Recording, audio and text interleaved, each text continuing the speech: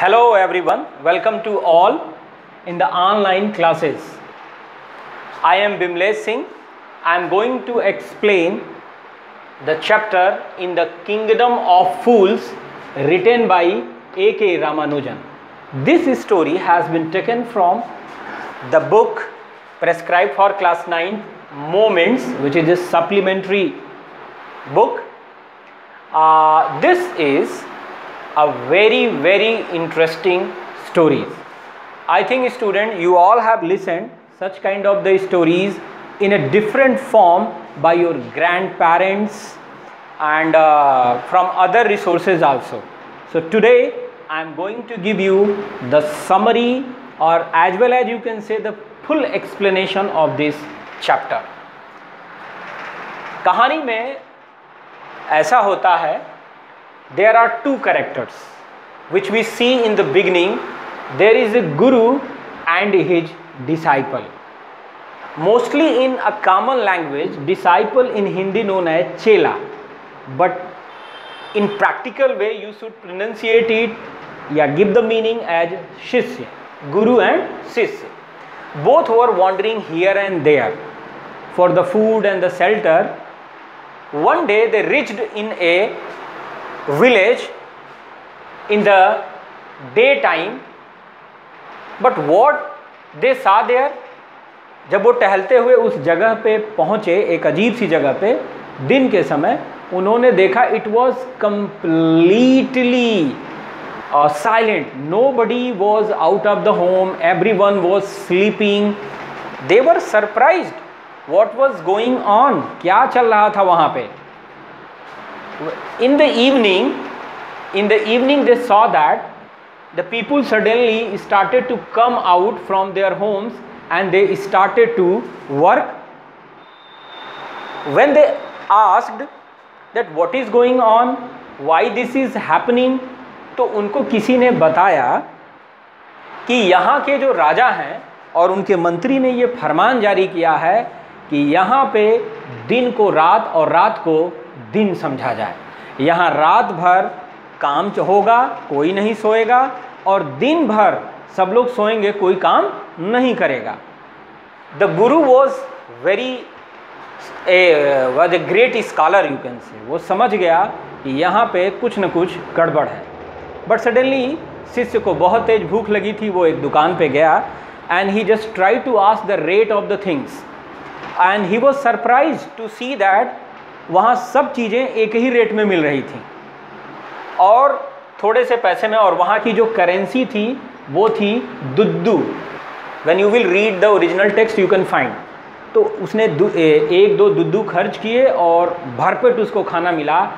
But the disciple जो था वो लालच में आ गया. उसे लगा, वो थोड़ा भुक्खड़ था, पेटू था, he was fond of food. उसे लगा कि अगर वो यहाँ रहेगा तो कम पैसे में खूब खाएगा. और उसने कहा अपने गुरु से कि मैं अब यहीं रहूँगा. Then the Guru said that it is dangerous to stay among the fools. They may cause a great danger for you in coming days. लेकिन वो माने नहीं और शिष्य वहीं रुक गया. अब कहानी जो है राजा के दरबार की तरफ शिफ्ट करती है. एक घटना होती है कि एक चोर एक व्यापारी के घर में चोरी करने जाता है और चोरी करने के दौरान अभी वो अंदर घुसा ही रहता है तो उस व्यापारी के घर की एक दीवार उसके ऊपर गिर जाती है और वो उसकी मौत ऑन द स्पॉट हो जाती है. Now this is a case. और चोर का भाई जो है राजा के दरबार में now just going to complain about it that merchant should be hanged because my brother was just died only because of. ठीक है, अगर वो दीवार मजबूत बनवाया होता तो वो मर गया, नहीं मरा होता. तो राजा कहते हैं चलो अब मर्चेंट को बुलाओ. मर्चेंट आता है, कहा सर दीवार मैंने तो नहीं बनाई. हाँ नहीं, मर्चेंट ने दीवार मैंने तो नहीं बनाई, ये उस मिस्त्री ने बनाई है, मैसन ने बनाई है, उसको बुलाया जाए, मैं दोषी नहीं हूँ. अब मैसन आता है मैसन एक तरीके से आप राजगीर हिंदी में कह सकते हो, या जो मिस्त्री दीवार पे ईंटों के जोड़ने का जो काम करता है। ओके, अब उसको बुलाया जाता है। वो बोलता है सर सर इसमें मेरा कोई दोष नहीं है, आई am not just guilty, I have not done any kind of the mistake, it is the dancing girl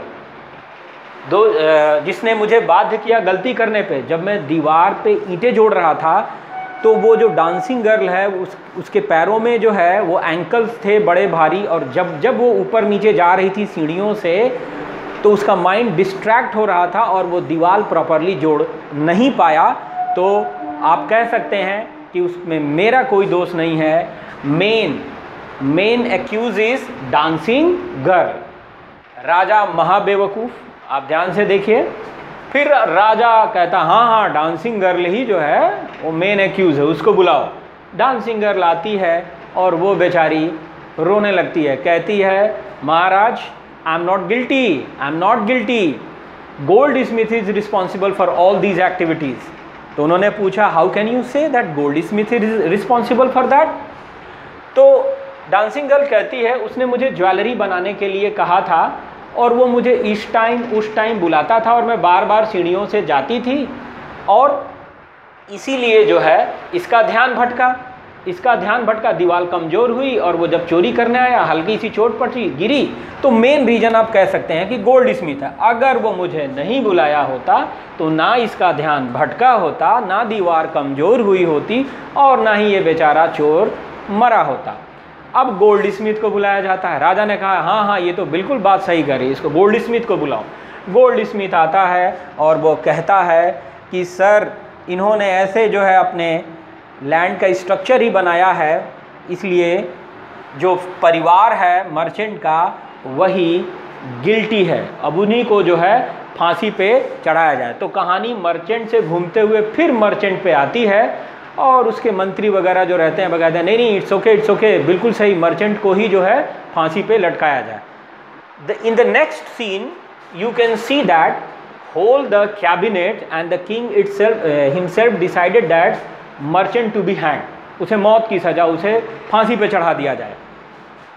अब उसने कहा सर क्यों, ऐसा क्यों? तो कहा सुनो, सारी संपत्ति जो है इनहेरिटेड हो तुम, तो अपने पूर्वजों के पाप भी तो तुम्हारे जिम्मे आएगा, इसलिए तुमको जो है फांसी पे चढ़ाया जाएगा। अब सारी तैयारी हो गई, ठीक है।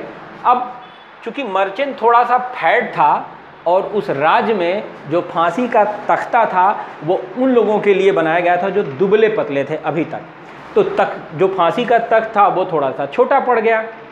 फिर राजा ने कहा ऑर्डर देके कि नया फांसी का तख्ता स्टेक जो है वो बनवाओ और उसके बाद इसे हैंग करो।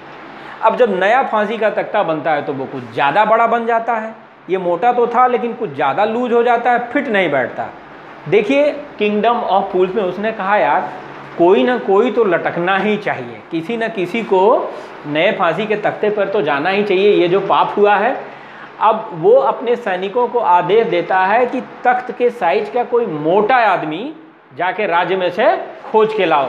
अब उसके सैनिक जाते हैं और जैसा कि उसके गुरु ने कहा था बेटा इस राज्य में मत रुकना, और वो उनका शिष्य खा खा के खूब मुटल्ला हो गया था और कोने में बैठा कहीं पड़ा हुआ था। सैनिकों की उस पर निगाह पड़ी और उसको टांग लाते हैं और उसे जेल में बंद कर देते हैं और कहते हैं कि अगले दिन तुमको फांसी होगी। अब जो है शिष्य को गुरु की सारी बातें याद आती हैं कि तुम्हें यहाँ नहीं रुकना चाहिए, एक दिन तुमको जो है वो दिक्कत हो सकती है, और आज वो दिक्कत हो गई। तभी गुरु उसके सपने में आते हैं और कहते हैं तुम घबराओ नहीं, मैं आ रहा हूँ। और उसके बाद जब गुरु आते हैं और वो कहते हैं कि पहले मुझे फांसी पे लटकाओ, मैं इस फांसी पे पहले लटकूँगा। उसके बाद राजा आश्चर्य में पड़ जाता है, फिर क्यों भाई ऐसा क्यों? और वो शिष्य के कान में जाके कुछ कहता है। अब राजा को शक हो जाता है, वो कहता है नहीं पहले बताओ क्यों क्यों क्यों। तो गुरुजी जानते हैं कि ये सब बेवकूफ़ हैं और वो कहते हैं कि जानते हैं ये जो नया पवित्र फांसी का तख्ता है इसकी क्या विशेषता है, इस पे जो व्यक्ति पहले फांसी पे चढ़ेगा वो क्या होगा, वो अगले जन्म में इसी राज्य का राजा बनेगा, और जो दूसरा व्यक्ति फांसी पे चढ़ेगा वो उसका मंत्री बनेगा। अब राजा पागल हो जाता है ये सुन के। अब वो कहता नहीं नहीं नहीं नहीं, तो इन दोनों को हटाओ, इन दोनों को हटाओ, हम दोनों। और कहानी के अंत में ये देखा गया है, राजा पहले फांसी के तख्ते पर चढ़ के मर जाता है, फिर उसका मंत्री भी जाता है, दोनों की मौत हो जाती है। और वहाँ पे जो है सारे जो उस नगरवासी हैं वो कहते हैं कि इससे बुद्धिमान राजा और मंत्री और कोई नहीं मिलेगा, और गुरु को वहाँ का राजा और उनके शिष्य को वहाँ का मंत्री बना दिया जाता है। ओके, तो आई थिंक आपको कहानी बहुत अच्छी भी लगी होगी, इंटरेस्टिंग भी है। और अगर story if it is clear in your mind, then you will be automatically able to answer all type of the question, whether it is short और whether it is long.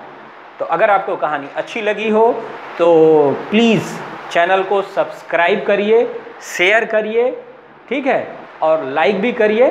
Thank you very much.